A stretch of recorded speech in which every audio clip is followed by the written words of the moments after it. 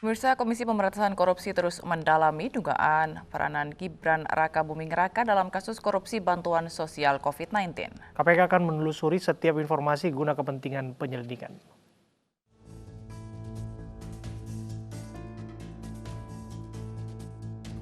Komisi Pemberantasan Korupsi memastikan akan memproses hukum kasus dugaan suap bantuan sosial COVID-19 untuk wilayah Jabodetabek, termasuk soal dugaan keterlibatan putra sulung Presiden Joko Widodo, Gibran Rakabuming Raka. PLT juru bicara KPK Ali Fikri mengatakan pihaknya masih mendalami kasus tindak pidana suap dalam pengadaan bantuan sosial COVID-19 untuk wilayah Jabodetabek tahun 2020. Proses penyelesaian penyidikan terkait dengan dugaan korupsi di Kementerian Sosial sejauh ini terus dilakukan oleh tim penyidik KPK, tentu dengan mengumpulkan alat bukti, data, dan informasi. Kami memastikan bahwa seluruh data dan informasi akan dikonfirmasi lebih lanjut kepada para saksi-saksi yang nantinya akan dipanggil dan diperiksa oleh tim penyidik KPK.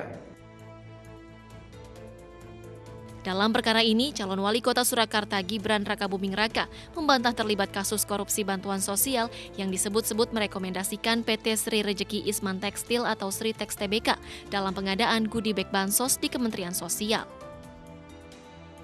Statement, jadi itu berita-berita yang tidak benar dan tidak bisa dibuktikan. Ya kalau mau korupsi kok kenapa korupsinya baru sekarang enggak dulu-dulu? Enggak, saya enggak pernah seperti itu. Mas, kalau pengen proyek ya proyek yang lebih gede. PLN, Pertamina, jalan tol itu nilainya triliunan. Saya enggak pernah seperti itu. Kabar ini mencuat usai mantan Menteri Sosial Juliari Batubara ditangkap dan menjadi tersangka penyelewengan dana bansos COVID-19. Tim Liputan iNews melaporkan.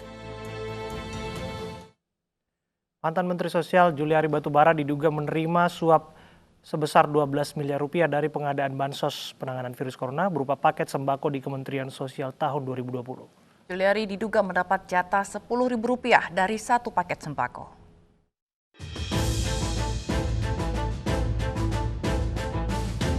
Perjalanan kasus suap yang melibatkan mantan Menteri Sosial Juliari P. Batubara berawal dari pengadaan bansos penanganan virus corona berupa paket sembako di Kementerian Sosial tahun 2020. Ada total 272 kontrak pengadaan uang dilaksanakan dalam 2 periode dengan nilai sekitar 5,9 triliun rupiah. Suap diberikan secara tunai sebesar 12 miliar rupiah oleh Metius Joko Santoso selaku penjabat pembuat komitmen bansos sekaligus Kasubdit Penanganan Korban Bencana Sosial Politik. Suap diberikan melalui perantara Adi Wahyono, Kabiro Umum Kemensos sebesar 8,2 miliar rupiah. Uang dikelola Eko dan Selvi sebagai orang kepercayaan Juliari. Uang tersebut digunakan untuk membayar keperluan pribadi Juliari. Diduga ada kesepakatan terkait pembagian jatah yang harus disetor pada rekanan kepada Kementerian Sosial melalui Metius dari setiap paket pekerjaan. Fee yang disepakati Metius dan Adi untuk diambil Rp10.000 per paket sembako dari anggaran yang sebenarnya Rp300.000 per paket bansos. Namun demikian, dari penelusuran masyarakat anti korupsi ada penurunan kualitas sembako dalam paket yang diserahkan ke masyarakat. Dari anggaran Rp300.000 per paket, Maki menyebut hanya Rp188.000 yang sampai ke masyarakat. Berdasarkan penelusuran Maki, paket bansos dari Kemensos berisi beras 10 kg, minyak goreng 2 liter, 2 kaleng sarden 188 gram, biskuit 600 gram, dan susu bubuk 400 gram. Adapun kisaran nilai per paket yang diterima masyarakat adalah Rp188.000 dari plafon bansos per paket Rp300.000 dari pemerintah. Petugas KPK mengamankan uang sejumlah 14, miliar rupiah dari hasil operasi tangkap tangan pada Sabtu 5 Desember 2020 di beberapa tempat di Jakarta. KPK langsung menetapkan 5 tersangka yaitu Juliari Batubara, Metius Joko Santoso, dan Adi Wahyono sebagai penerima suap.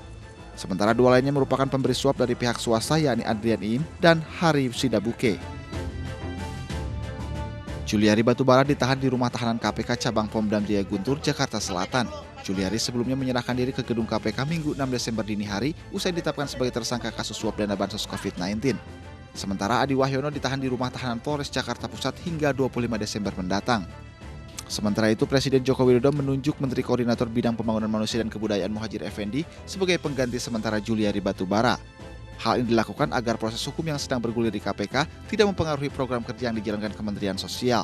Dalam keterangannya, Jokowi menegaskan tidak akan melindungi menteri-menterinya yang terlibat korupsi. Tim Liputan iNews melaporkan.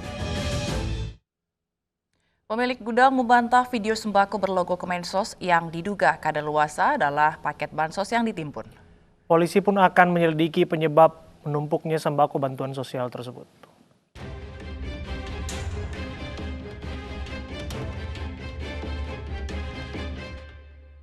Sebuah video amatir yang menunjukkan puluhan ribu paket sembako disimpan di salah satu gudang di kawasan industri Pulau Gadung, Jakarta Timur, viral di media sosial.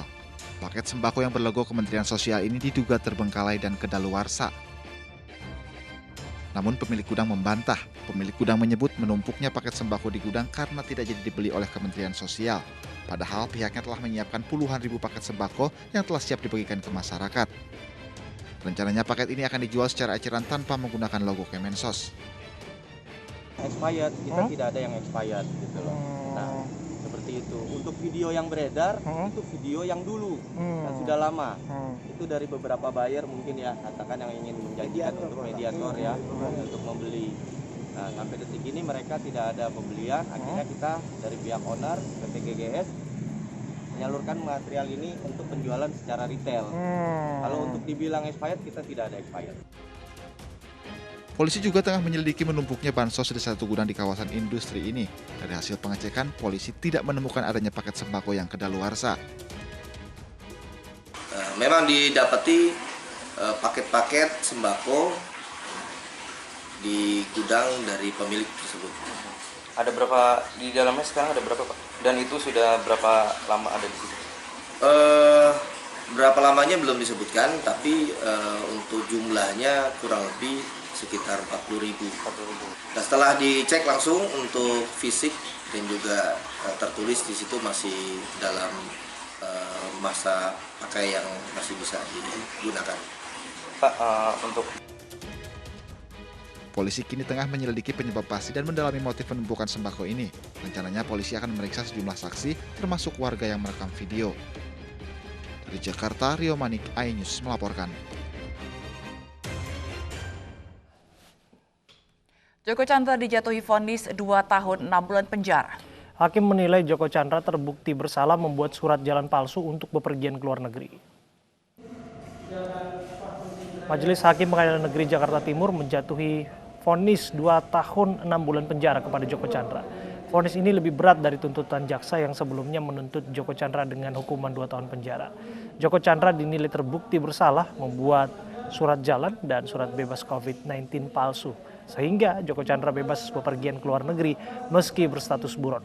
Surat diterbitkan mantan pejabat Polri Brigjen Prasetyo Utomo dengan bantuan kuasa hukum Joko Chandra, Anita Kolopaking. Menanggapi vonis hakim, kuasa hukum Joko Chandra akan pikir-pikir apakah akan mengajukan banding atau tidak.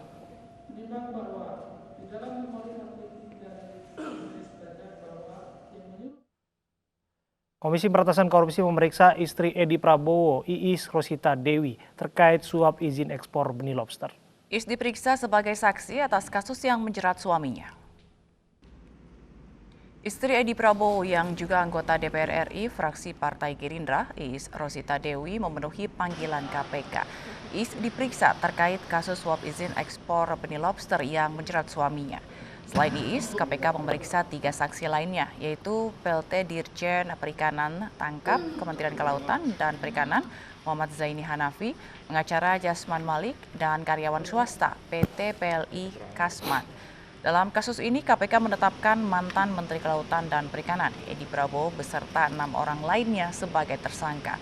Sementara istri Edi, Iis Rosita Dewi, telah dicegah untuk tidak berpergian ke luar negeri selama 6 bulan ke depan.